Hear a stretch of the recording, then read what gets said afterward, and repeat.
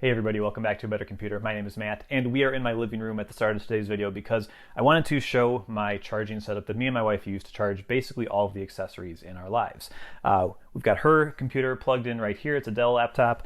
We've got my Nintendo Switch plugged in here, and they're just over USB-C. They're using the charging cables that came with them. But once her laptop is all charged up, I can go ahead and plug in my Sony controller. PlayStation controller plugs in via USB-C. I could do the Xbox controller as well. I could do my MacBook Air. So her computer, my computer, doesn't matter. Just go ahead and plug in that, and we're charging. We're good to go. Keyboards, Sony headphones, Apple-made Beats headphones. Those all plug in over USB-C. The iPad does. I'm making a mess over here with all these accessories. But the short of it is, these two USB-C cables charge basically everything in our lives. We do have one more cable, and it's this guy right here. This is a lightning cable that's just plugged in as well, and this is because we use iPhones, and so our iPhones need this cable.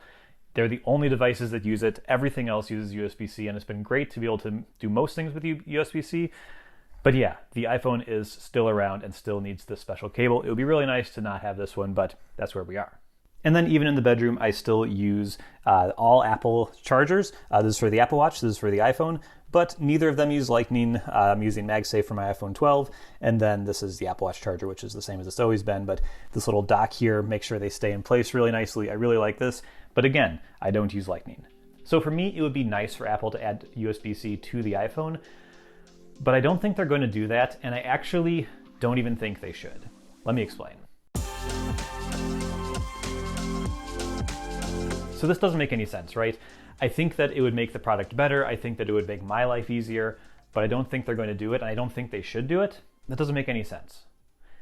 Except I'm only one user. I'm only one person with my selfish needs at the forefront, and I should do that. I don't work for Apple. I should make my opinions known, what I think the product could do better. I should make that known. As a user, that's absolutely my, not responsibility, but definitely a thing that I can and should do.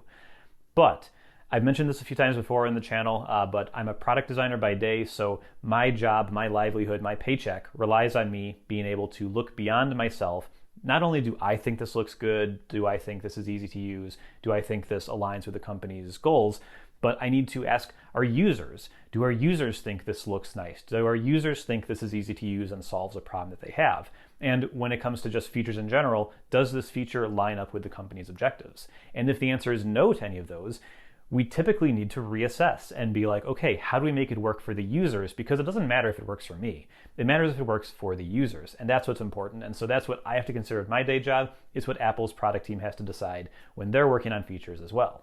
Now, before I get into the reason why they're not going to do this, I did want to mention, I think it is more than just me and more than just the tech YouTubers out there. I think millions, hundreds of millions of people would benefit from this because they are used to USB-C. They have it in all these other products. There are products I showed earlier like game consoles.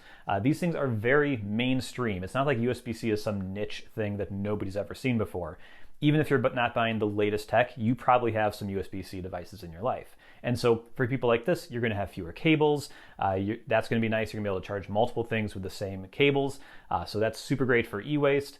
It's going to make it so that households who have Android and iPhone users sharing cars, sharing charging things, sharing all these sorts of things, it's going to be easier for them because they'll have one cable to do everything. Even for households where it's all Apple everything, it's going to be nice because your Macs have USB-C. Your iPads most likely do if you've bought them in the last couple of years, at least the higher end iPads. There's lots of USB-C products. I showed Beats headphones. Beats headphones have moved over to USB-C. Really, the iPhone is the big holdout in that lineup. AirPods too, although all this stuff charges wirelessly, so it becomes less of an issue. I actually charge my AirPods Pro wirelessly 100% of the time. But anyway, that's a tangent. A lot of Apple products have already gone to USB-C, so you probably have cables for charging those as well.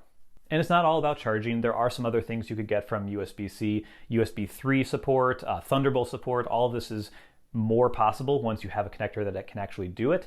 And so I don't know if Apple would actually go all the way with these, but definitely better data transfer speeds, potentially more like sharing to an external display would be possible with Thunderbolt and like these sorts of features. These are kind of niche things. Again, charging is the main thing that we're going to be doing, but yeah, you could get those benefits as well.